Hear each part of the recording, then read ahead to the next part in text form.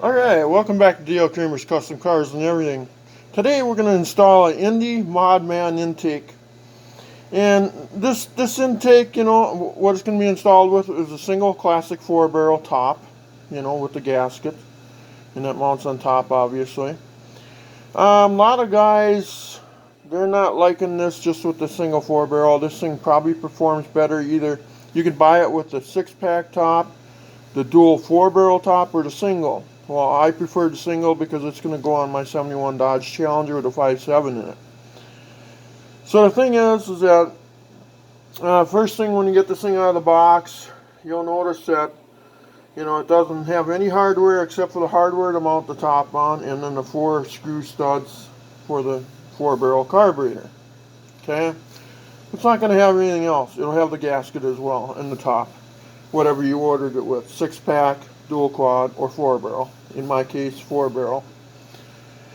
And then also too, it's going to have a provision here, and stuff for your map sensor. And what I had to do is I had to make a plate out of 3/16 steel, and I drilled 2 holes in it, and I used high pressure silicone with a gasket. I took gasket material and made a gasket for it, because in my case, obviously, I'm not using no map sensor because I'm carbureted. So if you're going to put injection on this thing, well, that's where you put your map sensor. So that covers that. You're going to also notice that there's a hole here, and then diagonally across a hole here. And what that's for is for your PVC, and then you can run also here like a filler tube for oil, which I'll do. This is actually the back of the intake with the firewall is on this end, because you'll notice this plug in here. That's for your vacuum booster, vacuum accessories, whatever it might be. I had to buy a plug and put that in there as well. And then you'll see, let's see, also too on this side, if I tip it this way, you'll see a little plug right there that I had to put in it as well. That's for accessories as well. So what I'm going to do is I'm going to call the backside intake. This intake came with no directions. So what I'm going to do is I'm going to unblind here. I'm thinking this is basically the same compilation as like an Eldebrock, what is it, a 75-28 dual quad intake from Eldebrock. And they tell you the tighten your bolts down to 11 foot-pounds, but then they got the factory O-ring, where this one, if I tip it, let's see, if I tip it this way, it just has the flat base like a classic intake manifold, because otherwise the Eldebrock one has got the grooves out, so you can use the factory intake gaskets. This one also has where you can mount your coils underneath it, so if you want a clean looking motor, you can mount coils under here. And so that's kind of cool, but I'm not going to do that.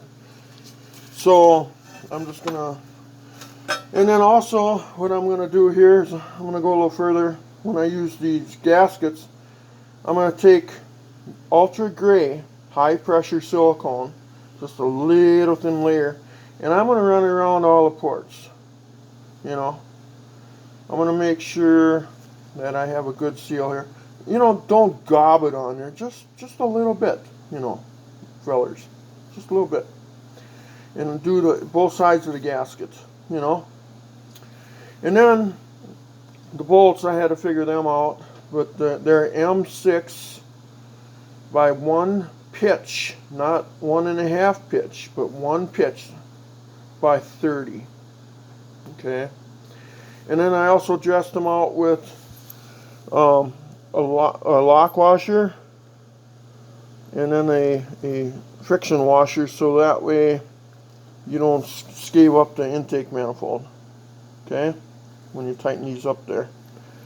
So, and then I got anti-seize, because whenever you're screwing something into aluminum head, which these go, they could seize. So, and they're stainless steel, and stainless can snap off. So I'm going to use stainless steel bolts with anti-seize.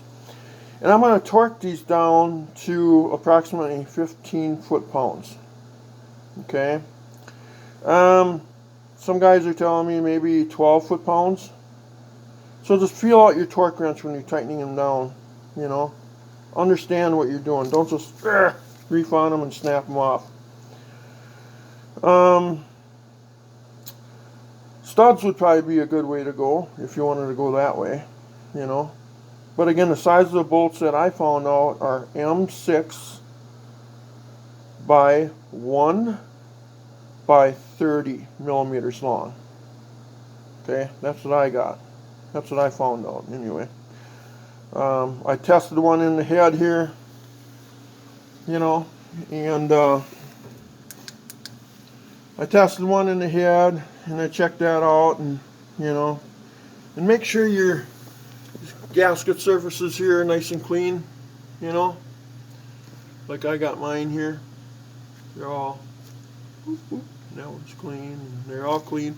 So anyway, and then also too, whenever you buy aluminum intake, a new one,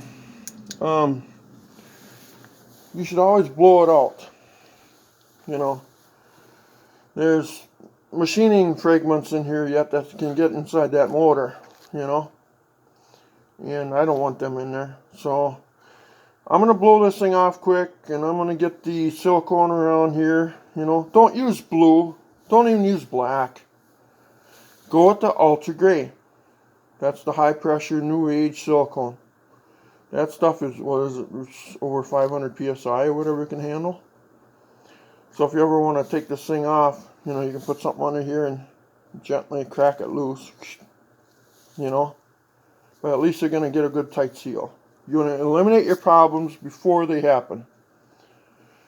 And then I'm going to call, like I said, this is the firewall side. This is the front side, because with this plug. I think you could actually technically flip this thing around if you wanted to. I think it's reversible. I don't know that. But that's what I'm going to go with. And it's kind of a nice intake, you know. It's a 5.7 on it, USA made, you know, Mod Man. Because now, like I say, they even make a supercharger top for this. You could put a supercharger on the top of this thing yet. So it's kind of cool. But everybody's telling me that this whole area, they're getting dead spots in their carburetors, and some guys are actually bringing up the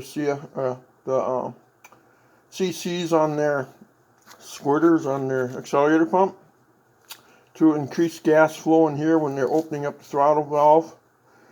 So before the vacuum drops here, it's got a good penetration of fuel in here to run down the runners to the cylinders. And then some guys are putting splitters in them, I've noticed. I'm going to leave mine just the way it is. You know, my car, yeah, we'll see how it works. I got a 750 Eldebrock sitting over here yet, you know, and that's all rebuilt, and we'll see how that goes later down the road. But I'm hoping for the best. I'm hoping I did the right thing here. Some guys are knocking this intake, some guys are praising it. So it's just application. I think it's just application is the issue here. Are you going to go full-time drag racing, or is it going to be on the street? What top should I use? 4-barrel? 6-pack? Dual quad? Supercharger? That's 4 tops. And it just bolts right on this. So it's kind of nice. You wouldn't even have to take the intake off to figure it out what you want. It's pretty cool. I give it a thumbs up on that side of it. But we'll see how it works. Hopefully this does the job for me. Not looking for like a super fast car that royally just pulls the wheels off the ground. And no, I'm just looking for a good cruiser. It's got good horse, you know. And because I mean the Challenger here, you know, is I got Mickey Thompson 18.5s on it and stuff like that, but you know, it's not, you know, I got 410s in the back, then a 60, A518 overdrive, you know, SRT8 cam, heads have been flowed, yeah, so anyway, I'll put this thing on pause, and I'm going to go after, we're going to get this baby mounted. So what we're going to do is, what you're not going to see, is I'm going to put silicone around each one of these, flip the gasket over, do the other side, lay the gaskets on here, line them up, and then I'm going to set the intake on top of that, and then I'm going to go to work, and then I'm going to take anti-seize. I'm going to put them on all the bolts and run all the bolts in, and then I'm going to torque them down to, I'm going to do 12 foot-pounds first, and you always start in the middle, work your way out, you know. So never start at a corner, because you can snap a corner off. Always want to start in the center and work your way out till you know, get out there. Okay? So that's what I'm going to do. That's what you're not going to see. I'm going to put this baby on pause. I'm going to do all this work, and then we'll resume it after, because I can't hold the camera and do it all at the same time. And it'll be a little while. So, okay. I'll be back in just a minute. Alright, I'm back again. So I torqued them all down. I got about 14 foot-pounds out of them. That's why I figured it would be safe. 13 to 14. So the intake is on now, as you can see. And again, when you put this thing on, I think it's reversible. That back plug there is your vacuum plug for your, like, power brakes if you have them. Make sure that goes towards the firewall side when you set this thing down. There's not another one on front, and it says Indy Mod Man on the front here. So, yep, so now what we're going to do is we're going to get this all cleaned up, ready to go. And this thing too, the air venturis, you can see the shape of the carburetor base has to go upward. Okay? And this thing is reversible, and it doesn't make a bit of difference. Everything's center, what do you call that? Center trinket, center, whatever. You can set that on there like that. So there she is so far. I'm not going to put no 1-inch spacer between the carb on this one or nothing. I'm just going to mount the carburetor on top of that. So now I just got to figure out what's the next step here.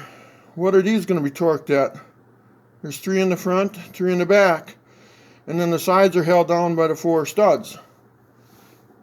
What do you go by? So what I'm going to do is I'm going to try it with my torque wrench and see what I got. See what feels right. But I'm going to guess a feller should go maybe about 15 foot-pounds. That's what I'm going to shoot for. So 14 on the intake, 15 on the plate. So that's what I'm going to go for next. So I'm going to stop it for now. And I'm going to put some anti-seize. Remember, use anti-seize. Anti-seize everything, because you're screwing steel into aluminum. But on my intake bolts, I use stainless steel ones. I kind of wish these were stainless steel, because if they start rusting, they could stain up the intake. The guy could take them to town and get stainless steel ones, but you know, I'm not going to worry about that though. That's minor. There's my torque wrench, but yeah. So anyway, I'm going to stop this again. All I'm going to be doing is taking these 6 bolts, putting anti-seize on them, and putting them in the 3 front holes right there, and then it's got 3 back holes back here. And then again, but I'm not going to tighten that all up until I tighten the carburetor down. I'm going to tighten everything down in unison. And again, work your way from the middle, work your way out on each side. So, anyway. Okay. I'll see you again with another one. I'm going to pause this baby and do that. Thank you. Alright, I got the top on it, but I didn't tighten down any bolts or anything. I just got them in there kind of snugged up, you know. But now I'm ready to put the carburetor on it. So I'm going to go for the carburetor today, yep. So, see what we can do. So So what I did, I put the gasket on here, made sure everything was clean, put the gasket on here, and put the 3 bolts in the front and in the back. And I didn't tighten them up, I just kind of snugged them.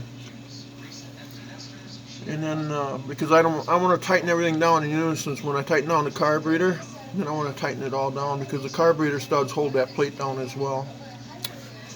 Okay, see you soon. Alright, I got the carburetor on. I got that all done. Looks kind of different on there. I'm going to call her a night. So this will be part 1. This all has to set anyway. You know, that high pressure silicone, that's with the gasket, you know. I just put a thin layer on there so it had something for like an insurance policy on it, you could see. Oh yeah, it all mounted up nicely. My bolts work good, you know.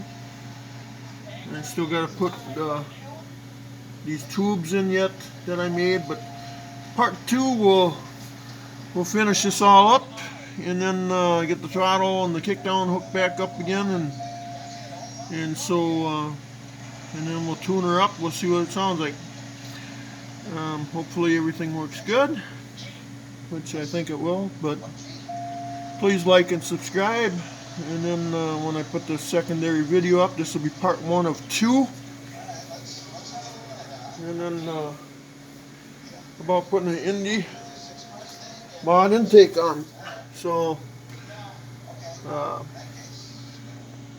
now what's nice is I'll be able to unbolt these 3 bolts, unbolt the carburetor, take that off. Then I can pull a plate off and I can put dual quad on here, or 6-pack, or supercharger. Well, the motor's not really set up for a supercharger, but yeah. And I'm running fast ignition and fuel air spark technology ignition, that is. So anyway, that's kind of how it looks right now. This will be part 1 of part 2. I don't think we'll have to do a part 3 on it, so please like and subscribe. And we're going to be doing other projects, you know, and stuff. And I got Mopars, and might be working on a Chevelle, who knows, you know, for a guy, for my brother. And he's got a 68 Dodge Dart with a 392 Hemi in it. And we're going to work on that. We're going to tune that up.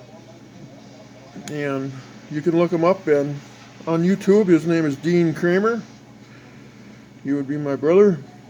And you could hear it run. And so yeah, we're probably going to do some work to that car too as well. And a lot of Mopars. Tell your buddies, you know.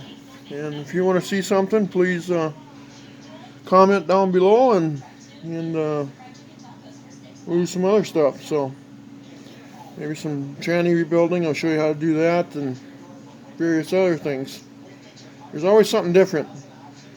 Work on anything. So that's why it's called Dale Kramer's Cars and anything. So you guys take care. Bye-bye. And again, please like and subscribe. This is part 1 of 2 of installing an Indy Mod intake on your 5.7 Hemi. Take care, guys. Please like and subscribe. Bye-bye.